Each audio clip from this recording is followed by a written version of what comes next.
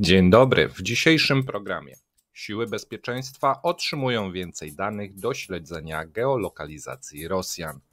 Powodzianie pozostawieni sami sobie. 500 000 wniosków o pomoc. W rosyjskim przemyśle naftowo-gazowym w wyniku mobilizacji zabrakło 40 000 pracowników. Dochody budżetu federalnego z ropy i gazu w kwietniu mamy nowe dane. 50 000 żołnierzy gotowych do inwazji na Charków.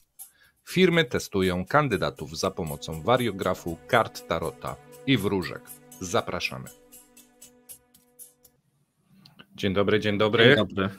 Witamy, z tej strony Mateusz Lech oraz Paweł Jeżowski. Słuchaj, chciałbyś być przetestowany przez taką wróżkę przed przyjęciem do pracy? No, zrobiłem tutaj ankietę i myślę, że teraz liczba osób, które chciałoby zostać poddane badaniu wariografem, się zwiększyła. Okej, no tak. Zobaczymy, na koniec podamy wam dane rosyjskie, natomiast odpowiadajcie w ankiecie, czy chcecie zostać poddani wariografem. Jeżeli od tego zależałoby wasze stanowisko, znaczy zatrudnienie i rekrutacja, my podamy oczywiście dane rosyjskie, jak to wygląda, jak to się kształtuje, bo dane jak dla mnie są szokujące.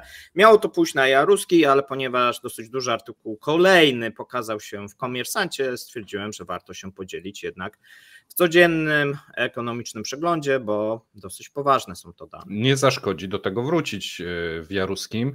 Słuchajcie, jak widzicie, troszeczkę pracujemy nad zmianami, nad szatą. Dajcie znać, to nie wszystkie nowości, jakie dla Was mamy, gdyż dziś premiera. Natomiast zanim opowiemy o premierze, bardzo prosimy tych wszystkich, którzy jeszcze nie subskrybują naszego kanału, do kliknięcia przycisku subskrypcja i najlepiej dzwoneczek, żeby widzieć wszystkie nasze materiały, bo ci, co oglądają nas już długo, doskonale sobie zdają sprawę, że wypuszczamy tego dużo i można sobie wtedy wybierać. A my dzisiaj o 17:00 mamy nowy program i nowego prowadzącego. Pozwolisz, że puszczę takie krótkie intro? Tak, i tym samym już rano napisałem, konkurs uważamy za zamknięty, nikt nie zgadł, ale kilka osób było blisko. Znaczy pary nikt nie zgadł. I tutaj, ponieważ musimy zamknąć, bo już pierwszy odcinek dzisiaj, a drugi ogłosimy w przyszłym tygodniu. Znaczy drugiego prowadzącego, drugą dokładnie, prowadzącą. Tak. Ja puszczam, gdyby coś nie było widać. Paweł, daj mi znać, bo dopiero podgrałem wideo. Lecę. Cześć wszystkim, jak widzicie, mamy nowy tutaj logotyp, nowy program się szykuje. Witamy Marka Kozubla i drogi Marku, opowiedz nam 3 słowa o sobie. Kim jesteś, czym się zajmujesz, dlaczego będziesz prowadził dla nas CEP Ukraina? Jestem doktorem nauk humanistycznych w zakresie historii. Skupiam się w swojej działalności badawczej głównie na Ukrainie, Polsce i Rosji, czyli Europa Środkowo-Wschodnia i Wschodnia, ale również zajmuję się analizowaniem działań militarnych na Ukrainie w obecnie trwającej wojnie i będę chciał Wam opowiedzieć tutaj w programach CEP Ukraina nieco więcej o Ukrainie, o jej sytuacji wewnętrznej, nie tylko o kwestiach militarnych, ale tych też dotyczących kwestii gospodarczych, społecznych, myślę, że czasem również i historycznych, a także o kwestiach, które mocno wpływają na działania militarne, bo no nie oszukujmy się, wojna mimo wszystko jednak bardziej przykuwa naszą uwagę. A robię to też dlatego, ponieważ odnoszę wrażenie, że niestety, ale wiedza o tym, co się dzieje na Ukrainie, jest niestety nadal bardzo Właśnie miałem się Ciebie o to dopytać. Czy uważasz, że w Polsce ta wiedza o Ukrainie jest zbyt niska? Moim zdaniem tak i nadal częściej jest oparta o stereotypy albo oparta o wiedzę zaczerpniętą z niekiedy tendencyjnych, powiedzmy, artykułów z prasy zachodniej, albo niekiedy pisanych przez osoby nie dość dobrze orientujące się w tej sferze ukraińskiej, orientujące się w kwestiach problemów, z jakimi się boryka Ukraina. Także tutaj mam nadzieję, że będę w stanie w jakiś sposób tą lukę uzupełnić. Wspaniale. Czy widzowie będą mogli Ci zadawać pytania pod wyświetleniami, tak jak to robimy na przykład z naszymi innymi współprowadzącymi? Czy będziesz z nich czerpał jakieś tematy, czy będzie można liczyć na Ciebie, że jak zada ktoś dobre pytanie, to będziesz go w stanie opracować w przyszłości i odpowiedzieć? Oczywiście, Super. bardzo, bardzo chętnie na nie odpowiem. To będzie też zresztą dobra wskazówka do tego, żeby podjąć się jakiegoś tematu, który może się akurat właśnie, może się okazać bardziej aktualny dla polskich widzów. Dobrze, ja się już nie mogę doczekać. Serdecznie Was zapraszam.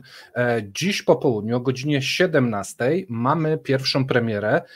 My już jesteśmy po nagraniach. Odcinek będzie z Pawłem Jerzowskim. Wyszło prawie prawie 2 godziny, więc gorąco zapraszamy. Dziękuję, pozdrawiam i również zapraszam. Jak widzicie, Mateusz zamierał z wrażenia podczas tutaj wywiadu. Ja również zamierałem ponad półtora godziny, chyba pomiędzy 1,5–2 godziny. Szykuje się, że akurat CEP Ukraina to będzie jeden z dłuższych formatów, ale moim zdaniem bardzo ciekawe tematy dzisiaj będą poruszane i zapraszamy oczywiście na godzinę 17. Jest to seria z Markiem. Tak jak z Markiem Meissnerem, będzie też z Markiem, tak jak z Łukaszem Kobierskim. Rozszerzamy CEPA o kolejne kraje, i tak jak Paweł powiedział, to jeszcze nie koniec. Jak widzicie, wasze wsparcie nie idzie gdzieś tam na imprezy z gąsiorem, tylko cały czas pracujemy. Ale tu Wacław powiedział, że też chce, a więc szykujcie się na sobotę, też może niespodziankę zrobimy, jeżeli chodzi o sobotni wieczór, jeżeli tylko czas pozwoli i właśnie tutaj liczymy też na wasze wsparcie, bo... Czas, Paweł. Lecimy z materiałem. Jedziemy, dobrze. Jedziemy, bo już faktycznie dosyć dużo, a tutaj wszyscy by chcieli usłyszeć, co jest na pasku. Na pasku się nic nie dzieje, możemy przejść do krótkich informacji. Tak poważnie, cały czas czekamy na tą informację na Bliski Wschód. Na razie mamy tutaj takie nie za pozytywne informacje, natomiast jest to w cenie ropy, a więc ta ropa jakoś drastycznie się nie zmienia. Czekamy w tym momencie być może na rozejm, zobaczymy, czy się uda to osiągnąć, i wtedy będzie troszeczkę więcej można powiedzieć, natomiast jeżeli chodzi o waluty, to zmiany są kosmetyczne. Okej, jeżeli chodzi o krótkie informacje, to ja nie widzę, więc jeżeli masz je, to czytaj, możesz zapisać, to wtedy ja będę widział. Nie mamy krótkich dzisiaj informacji, bo mamy aż 6 informacji, i jeszcze dodatkowo tutaj ta zapowiedź, a więc stwierdziłem, że dobrze, że nie. To lecimy z długimi od razu. Siły bezpieczeństwa, rosyjskie oczywiście, otrzymają więcej danych do śledzenia geolokalizacji Rosjan. Zasoby internetu będą potrzebne do zapisywania i przekazywania organom ścigania nie tylko adresów IP użytkowników, ale także numerów ich portów sieciowych. Wynika to z projektu uchwały rządowej przygotowanego przez Ministerstwo Rozwoju Cyfrowego. W uzasadnieniu do dokumentu zauważono, że siły bezpieczeństwa nie zawsze są w stanie ustalić, który użytkownik jest właścicielem adresu IP, ponieważ organizatorzy przechowywania informacji stosują różne metody optymalizacji obciążenia i ochrony przed atakami DDoS, a także przekierowują żądania użytkowników i nie rejestrują portów. W wyniku przekazywania organom ścigania dodatkowych danych o połączeniach internetowych Rosjan wzrośnie efektywność pracy sił bezpieczeństwa, które będą w stanie zidentyfikować konkretnych abonentów operatorów telekomunikacyjnych przemieszczających się w internecie. Tak zauważyło Ministerstwo Rozwoju Cyfrowego. Proponowana zmiana będzie miała wpływ na wszystkich organizatorów przechowywania informacji w Rosji, czyli szykuje im się No to tak jak z RODO chyba, wiesz, Paweł, że to te korporacje i firmy będą miały dużo pracy chyba, bo będą musiały przygotować narzędzie do raportowania nowe. Ciekawe, jak to będzie z tymi informatykami. Kto będzie musiał takie coś robić? Firmy, które posiadające strony internetowe z funkcją komunikacji między użytkownikami, są to komunikatory internetowe, sieci społecznościowe, serwisy randkowe, magazyny plików itd. Ciekawe, czy służby będą mogły czytać czaty na portalach randkowych Rosjan. Dajcie znać w komentarzach, jeżeli znacie odpowiedź na to pytanie, bo ja czytając ten artykuł nie do końca go, można powiedzieć, rozumiem, natomiast tu się zapowiada bardzo ciekawie. Tutaj pytacie się, czy będzie CEP Białoruś. Nie mamy tam korespondenta i nie przewidujemy. To nie nasz pojechał? W ten moment. Nie. Okej. To nie ten. My, słuchajcie, przechodzimy do informacji dotyczącej powodzi. Prosiliście o to. No i mamy dane. 500 000 wniosków wpłynęło do władz, a dokładnie 502 633 wnioski. Do zapłaty zatwierdzono 193 069 wniosków i tylu mieszkańców otrzymało pieniądze. Odrzucono tym samym ponad 77 000 wniosków. Co z pozostałymi? Nie wiadomo. Być może są rozpatrywane. Według rządu ofiarom wypłacono zawrotną kwotę 4 miliardów rubli, co daje oszałamiającą kwotę 900, już przeliczyłem na polskie, 900 zł na wniosek. Denis Baturin na swoim kanale, tutaj gubernator, poinformował, że mieszkańcom różnych dzielnic, szczególnie na terenie Dubek, odmawia się świadczeń socjalnych. Odmowy uzasadniane są faktem, że nie można potwierdzić faktu zamieszkania, mimo iż mieszkańcy wcześniej złożyli w starostwie powiatowym potwierdzenie na podstawie różnych dokumentów. No i tutaj władze wskazują, że powodem najczęstszych odmów jest niewłaściwy adres zameldowania i zamieszkania. Im się to nie zgadza i oni wtedy... No bo dom jest zmyty, a musisz podać na wniosku tą ulicę i numer. I przyjeżdżają nie, no wiesz, na przykład gdzieś jest zameldowany, a tam mieszkałeś i to już jest powód do tego, żeby nie wypłacić odszkodowania. No tutaj widać, że władze raczej starają się nie wypłacać niż wypłacać, pomimo tego, że część właśnie tutaj ludzi twierdzi, że wszystkie dokumenty złożyło w sposób właściwy. Też wskazuje się, że co niektórzy 2 razy składają wniosek. Jeżeli jest dwukrotnie złożony wniosek, to okazuje się, że żaden nie jest rozpatrywany. Bo to już jest wyłudzenie. Bo 2 razy, tak? Nie to, że ten pierwszy, a drugi nie, tylko 2 razy nie jest. A więc jeżeli ktoś jest złośliwy i złoży za ciebie taki wniosek, bo też sąsiad, tak na złość, to, że dokopię sąsiadowi. Kurczę. Nie, słuchajcie, no wygląda to makabrycznie, jeżeli chodzi o tą pomoc. No nic się nie dzieje. Jeżeli chodzi o tutaj ulicę, nie wiem, być może jakieś tutaj wgram wam mniej więcej, jakby to wyglądało, bo mamy troszeczkę zdjęć różnego typu z Orska. To są zdjęcia z Orska, więc to mniej więcej tak wyglądają ulice i to nie tylko te gruntowe, ale też inne, bo one często są główna obwodnica Orska. Tak, no różnego rodzaju tutaj dosyć duża ilość śmieci. Mamy też informację w tym momencie, że w samym Orsku tylko część ulic została oczyszczona. Większość wciąż czeka na specjalistyczny sprzęt. Domy są puste w większości i unosi się nieprzyjemny zapach bagna. Tak mniej więcej to wygląda. Powstają też nowe żarty. Może w Jaruski też powiemy, tak. Czy twój narzeczony ma jakąś nieruchomość? Oczywiście tak, ma dom w Dubkach, tak, a więc są jakieś żarty odnośnie tych niewypłaconych, też nie rozumiem, tak, Ale opowiemy sobie w Jaruskim, bo ciekawy pomysł też miejscowych zarządców Orska na wieczór kabaretowy. Różne tutaj ciekawe pomysły są. Sytuacja natomiast oczywiście się poprawiła, woda w większości rzek w tym momencie opada, a więc ta fala powodziowa, można powiedzieć, i powódź no już się kończy.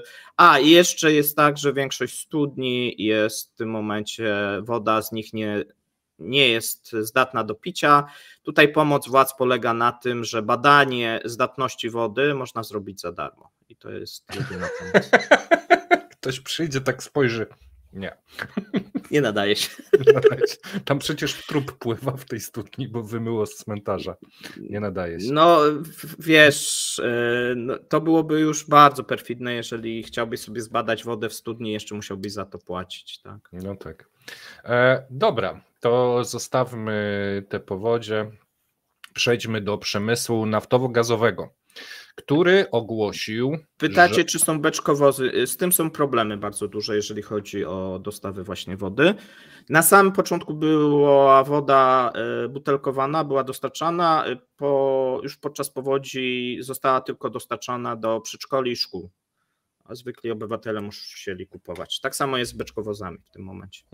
Czyli rodzice pójdą do szkoły i się napiją, a rodzice już nie. Też ciekawe. Pewnie też beczkowozy są potrzebne na froncie chyba, nie? Dostarczanie do wojska. Jak są gdzieś w polu, no to też potrzebują. Są beczkowozy, natomiast oni płacą za tą wodę. W tym momencie wcześniej była częściowo za darmo.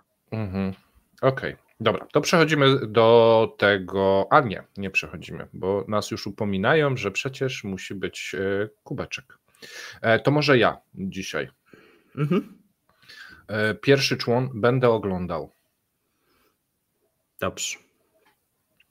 Będę oglądał, tak podprogowo zadziałam dzisiaj. I wracam do materiału. Mamy informację z przemysłu naftowo-gazowego, który w wyniku mobilizacji ogłosił, że brakuje im bagatela 40 000 pracowników. Rosyjski przemysł naftowy i gazowy stanął w obliczu niedoborów siły roboczej ze względu na gospodarkę wojenną, kryzys demograficzny, który pogłębił się jeszcze bardziej w wyniku mobilizacji. Teraz koncerny energetyczne muszą konkurować o personel zarówno z armią, jak i producentami broni. W 2024 roku niedobory pracowników w rosyjskich przedsiębiorstwach naftowo-gazowych sięgnęły 40 000 osób. W pierwszym kwartale liczba odpowiednich ofert pracy na portalu rekrutacyjnym hh.ru wzrosła o 24% rok do roku, a poszukiwania dotyczą zarówno wysoko wykwalifikowanych specjalistów, jak i zwykłych pracowników. Tu mam cytat właśnie z przedstawiciela tego portalu. W tej branży są wolne miejsca pracy dla elektryków, kierowców, mechaników, spawaczy, mechaników, chyba takich ślusarzy, to chyba bardziej tu określenie, pracowników ogólnych, kierowników sprzedaży, inżynierów projektów i sprzedawców. Mówiąc w skrócie, brakuje wszystkich. Według Dimitrija Kasatkina na sytuację wpływa konkurencja płacowa w siłach zbrojnych i kompleksie wojskowo-przemysłowym. Ja tu Pawła wyciszę, bo klika w klawiaturę i czytam dalej. W styczniu i lutym miesięczne nominalne wynagrodzenie w branży wynosiło średnio 125 000 rubli, czyli 1,3 tysiące dolarów, a to w przeliczeniu na złotówki to nawet całkiem rozsądna płaca, bo trochę ponad 5 000 złotych. Kwoty tej nie da się już porównać z tym, co oferuje armia. Ci, którzy nie chcą walczyć na Ukrainie, mogą znaleźć lukratywną pracę w fabrykach broni, które działają na 3 zmiany w związku z rozkazem prezydenta dotyczącym zwiększenia produkcji. Myślę, że praca w fabryce jest troszeczkę lepsza niż gdzieś na jakichś takich polach naftowych na Syberii. Aby przyciągnąć pracowników, niektóre spółki naftowe i gazowe wprowadziły płatności za polecenie, czyli jeżeli znajdziecie pracownika dla nich, to wypłacą wam premię. W pakiecie dodatków znajdują się także ciepłe obiady, badania lekarskie, wypoczynek korporacyjny. I tu zagadka dla Was, proszę piszcie, co oznacza wypoczynek korporacyjny w rosyjskich firmach naftowych, bo ja szczerze mówiąc nie wiem. A po osiągnięciu wieku przedemerytalnego firmy zachęcają pracowników, aby pracowali jak najdłużej. Jednak wszystkie te działania nie rozwiązują jeszcze problemów niedoborów kadrowych. Dodatkowo na sytuację wpływa utrzymujący się od lat problem demograficzny, który pogłębiła decyzja Putina o mobilizacji. Rosja od prawie 20 lat boryka się ze spadkiem liczby ludności w wieku produkcyjnym. Jedną z głównych przyczyn był spadek liczby urodzeń w latach 90., a negatywny wpływ miała także pandemia wirusa. Jednak inwazja na Ukrainę, późniejsza mobilizacja i masowy eksodus Rosjan za granicę zaostrzyły problem i tu mamy takie użyte słowo do granic możliwości, czyli tam naprawdę musi być ciężko. Kolejną konsekwencją był spadek napływu siły roboczej z zagranicy. W ubiegłym roku do Rosji przybyło 110 000 migrantów zarobkowych, co stanowi ułamek poziomu z roku 2021. I o ile pamiętam dobrze, to chodziło chyba 5 milionów nawet wtedy. Paweł, pamiętasz, jakie to były liczby? Wyciszyłeś mnie. Tak, wiem. No ale oddałem Ci głos. Tak. No to pod takie liczby podchodziło.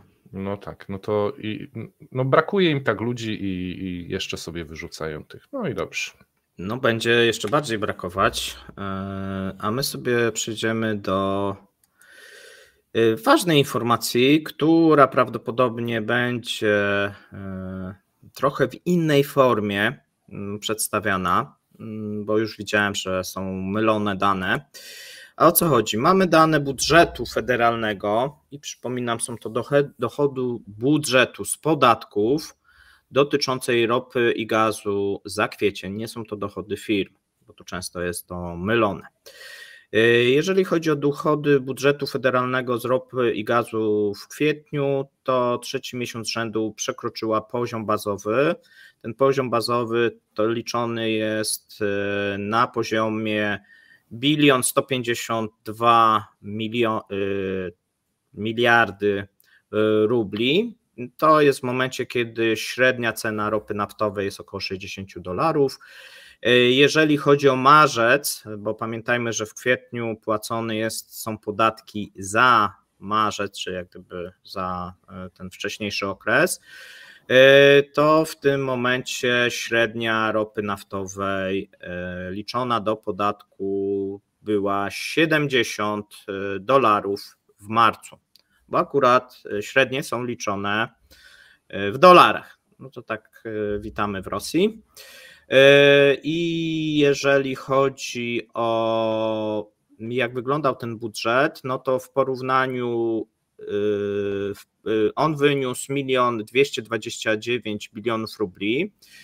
Składało się kilka podatków na ten budżet, bo to też jest pewne nieporozumienie. To nie są dochody firm, dochody z podatków. W porównaniu do marca jednak przychody budżetu federalnego z podatków za ropę i gazu spadły o 6%.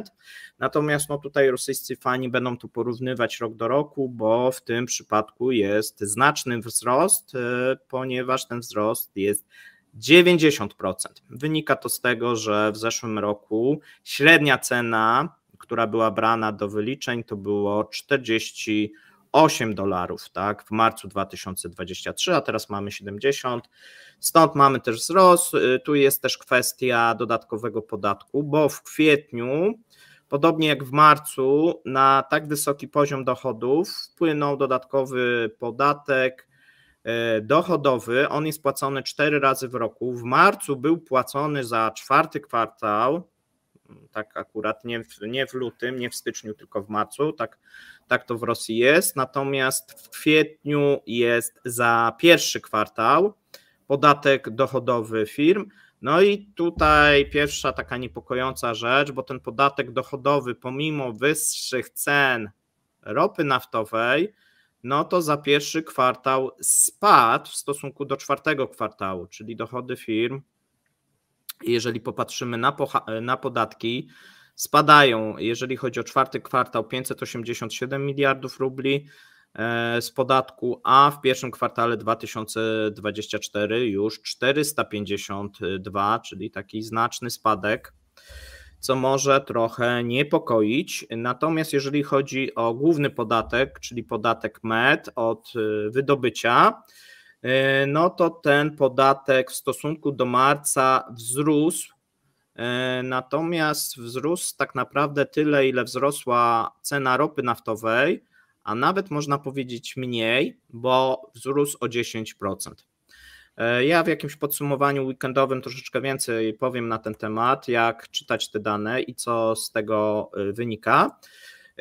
Tym elementem pozytywnym jest to, że te wpływy utrzymują się, jeżeli chodzi o budżet, na wysokich poziomach, bo tutaj głównie ma znaczenie cena ropy naftowej. Tak? Jeżeli ta cena ropy naftowej jest na wysokich poziomach, to można powiedzieć, że wpływy podatkowe są wysokie. Jeżeli chodzi o wolumen wydobycia, ten wolumen wydobycia się zmniejsza, ale nie jest to jakiś znaczący spadek, jeżeli porównujemy na przykład do marca czy lutego.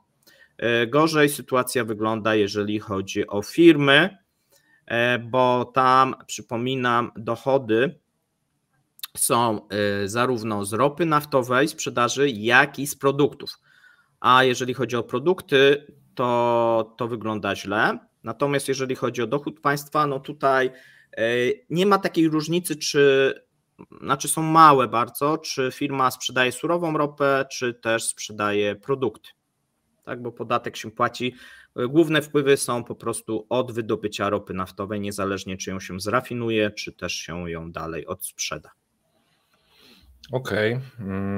Słuchajcie, jeżeli chodzi o te dochody, no to chyba to jest jasne. Ja natomiast przejdę do następnego materiału, bo no, szykują się do tej ofensywy Rosjanie i z kilku gazet mamy informację, że około 50 000 żołnierzy jest gotowych do inwazji na Charków.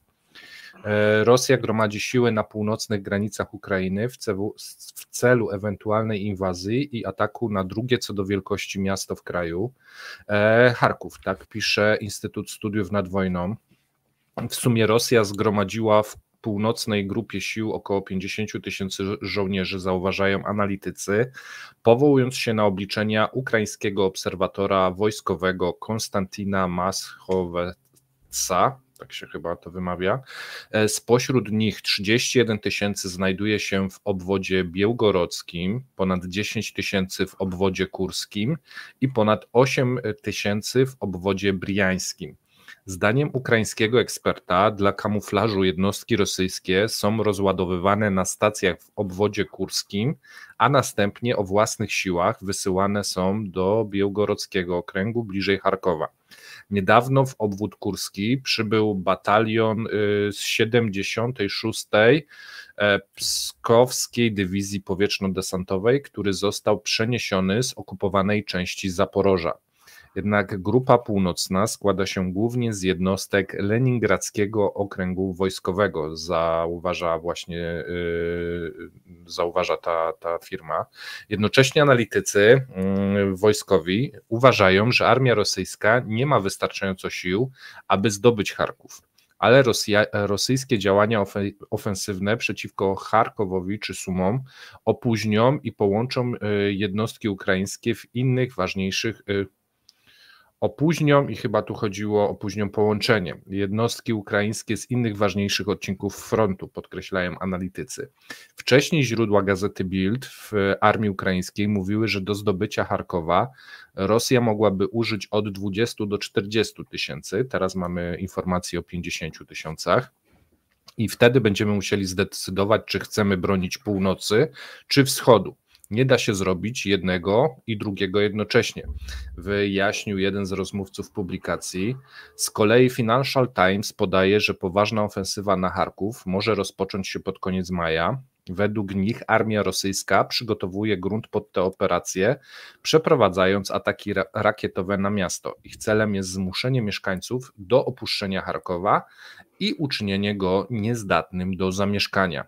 Równolegle z ostrzałem Rosja próbuje wywołać panikę w mieście. Na początku kwietnia Ministerstwo Spraw Wewnętrznych Ukrainy ostrzegło przed wrogą dezinformacją, doniesieniami o rzekomej ewakuacji mieszkańców w związku z okrążeniem miasta. Z kolei źródła Meduzy informowały wcześniej, że prezydent Rosji Władimir Putin wyczuł słabość Ukrainy i przygotowuje się do kolejnej próby zajęcia Kijowa lub Charkowa. Według nich Kreml uważa zdobycie Charkowa za realistyczny cel, po którym wojna może stopniowo się zakończyć. Symboliczne jest to także zwycięstwo, milionowe miasto, w którym jest lub była duża populacja rosyjskojęzyczna. No i co, Paweł, o tym sądzisz? Myślisz, że będzie, nie będzie? Myślisz, że... Ofensywa już zaczęła się tak naprawdę i będzie trwała. Wydaje mi się, że Rosjanie cały czas zgromadzili za małe środki do sukcesu, który oczekuje tutaj reżim. Natomiast też wielu wojskowych wskazywało, wysyłało, prosiło o zwiększoną ilość zmobilizowanych żołnierzy, to jest raz. Natomiast no, też jest problemem jak gdyby tutaj uzbrojenie, większość ekspertów polskich koncentruje się na Ukrainie. My też będziemy co jakiś czas pewnie w CEP Ukraina poruszać, natomiast też będziemy poruszać te możliwości Rosjan, bo one są chyba jakieś takie zaniżane często przez właśnie naszych ekspertów. Mają zaniżane? Tak. Znaczy zawyżane, a zaniżane, tak, zawyżane są. No są pewne ograniczenia, zresztą widzimy to po tych wypowiedziach Szojgu, nawet jeżeli ktoś zrobił taki trud i sobie przetłumaczył te oficjalne filmy, no to wiele ciekawych tam sformułowań pada odnośnie właśnie produkcji, możliwości, problemów. Jakoś tego w ogóle nie słyszymy, tylko słyszymy o tych problemach po stronie ukraińskiej. A szkoda, tak, bo obie strony mają i trzeba na to patrzeć po prostu symetrycznie, że problemy są i po tej stronie, a więc troszeczkę jest taka w tym momencie konflikt na wyniszczenie i na to, kto ma większe problemy, tak. I tutaj moim zdaniem trudno przewidzieć jest, że któraś ze stron zdobędzie szybko dużą przewagę. Tutaj, panie Mirosławie, to w jednym artykule 4 czy 5 źródeł było, po prostu podałem wszystkie. No one składają się mniej więcej w jeden obraz, że Rosjanie szykują się na ten Charków. Znaczy co jakiś czas będziemy podawać źródła, które są, że tak powiem, przez nas też oceniane dosyć nisko, tak jak wczoraj był Asia News podany, ale mówiliśmy, że to jest raczej fałszywa informacja. Mamy potwierdzenie teraz z francuskiego MSZ, że informacja o tym, że francuscy żołnierze przebywają na Ukrainie i jest to legia cudzoziemska, jest fałszywą informacją i mamy oficjalne dementi, że tych żołnierzy nie ma. Tak przynajmniej francuskie MSZ twierdzi. Dobra, do wróżek, bo ja już czekam cały program. Tak? Na panią wróżkę czekasz? Tak. Czy na pana wróża? Nie wiem. Ale zobaczymy, jakie są teraz wyniki ankiety. Taką ankietę puściliśmy. Okazuje się, że większość z was, chociaż no, zaczyna się to zbliżać, natomiast większość z was nie poddałaby się testowi wariografem, jeżeli ciekawe, od tego co macie do ukrycia. Przyjęcie do pracy. No właśnie, widocznie coś macie do ukrycia. Innego zdania są Rosjanie. Jeżeli chodzi o Rosjan, to firmy testują kandydatów za pomocą wariografu, kart tarota i wróżek. No i czytamy tutaj w Komersancie w ostatnim wydaniu, że w obliczu poważnych trudności z zatrudnieniem pracowników w firmach paradoksalnie rośnie zainteresowanie alternatywnymi metodami oceny napływających kandydatów. Badanie wariografem i zaangażowanie astrologów czy numerologów. Najczęściej w ten sposób testowani są potencjalni specjaliści liniowi z odpowiedzialnością finansową i menadżerowie, więc może tym was przekonamy i tutaj może przybędzie jeszcze chętnych. Sami kandydaci z reguły gotowi są na badanie na wariografię. Powiem ci, jak jesteś głodny i dom ci zmyło, to jesteś gotowy na wiele, nawet badanie wariografem. Tak, jednak te bardziej egzotyczne metody wprawiają ich w delikatne zakłopotanie. No i teraz spójrzmy, ilu jest chętnych. Słuchajcie, 77% Rosjan jest gotowa na badanie wariografem i twierdzi, żeby się poddała takiemu badaniu, jeżeli dzięki temu otrzymaliby posadę.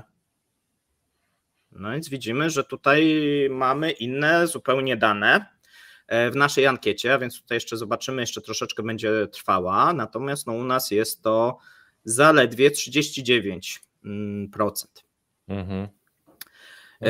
I teraz ponad 1/3 pracodawców Federacji Rosyjskiej uważa za przydatne testowanie potencjalnych pracowników za pomocą wariografu podczas zatrudniania. Tak wynika z przeprowadzanej ankiety. Tutaj Superjob w przeprowadzonej ankiecie wśród 1000 menadżerów HR i innych przedstawicieli służb personalnych z różnych regionów Rosji zadawał pytania zarówno pracodawcom, jak i pracownikom. Wariograf, czyli wykrywacz kłamstw, to urządzenie, jeżeli ktoś by nie kojarzył, które rzekomo pozwala określić, czy dana osoba kłamie, kiedy mówi prawdę, chociaż nie istnieją żadne specyficzne reakcje fizjologiczne na kłamstwo. No i tu część jak gdyby też krajów nie uznaje tych badań wariografem. Ja chyba w 2 słowa byłbym w stanie ogarnąć takie przesłuchanie. 2 słowa mi wystarczą. Pijesz, kradniesz, gotowe.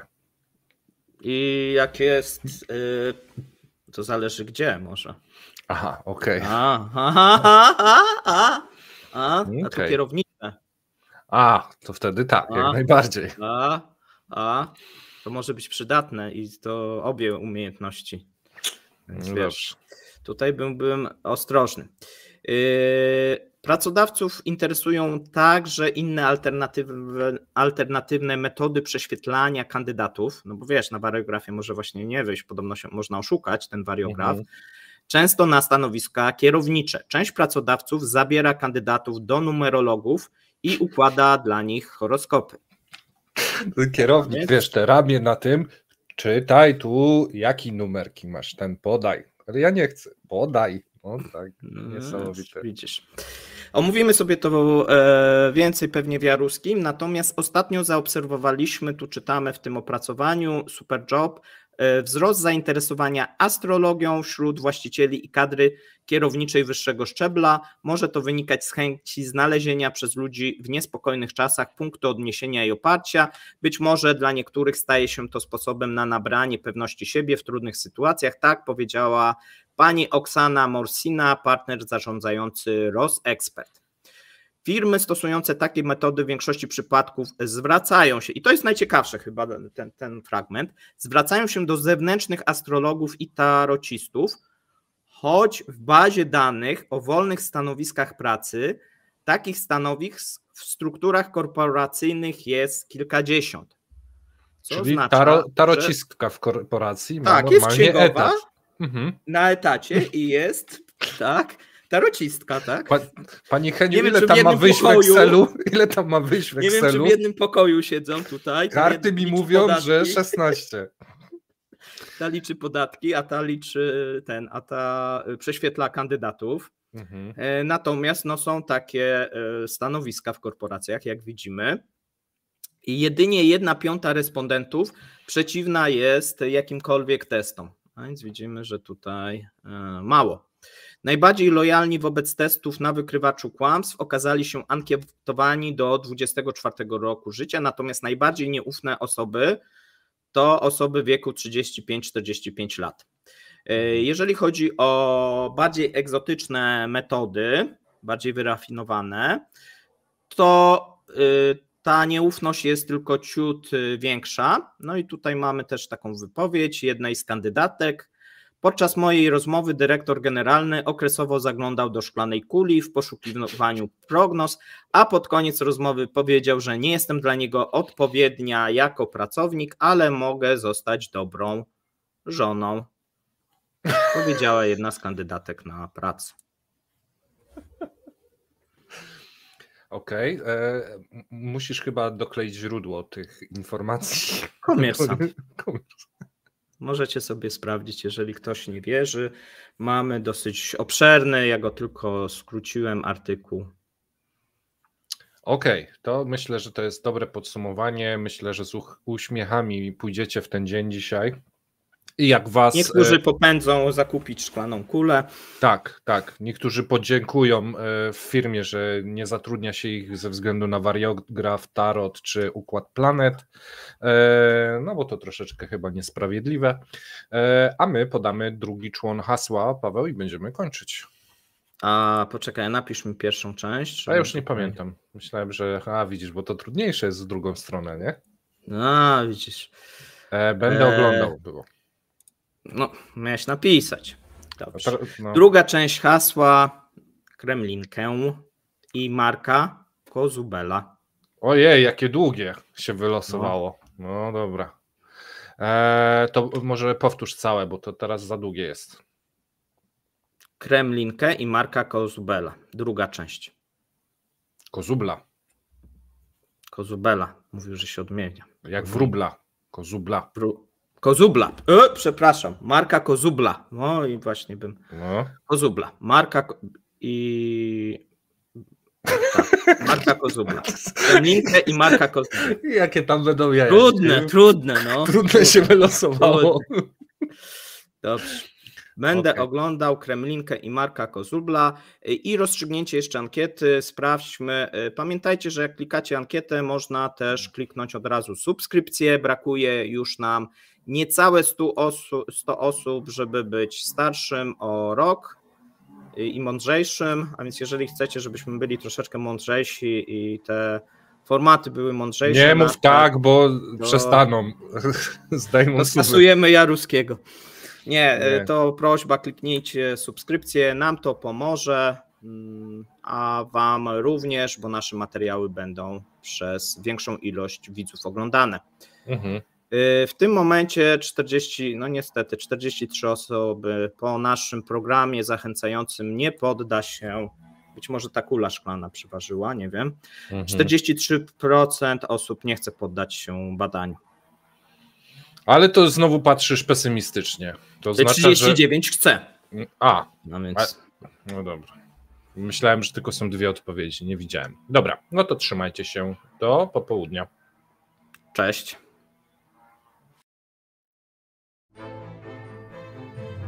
Dziękujemy za obejrzenie materiału do końca. Zapraszamy kolejnego dnia. Trzymajcie się. Cześć.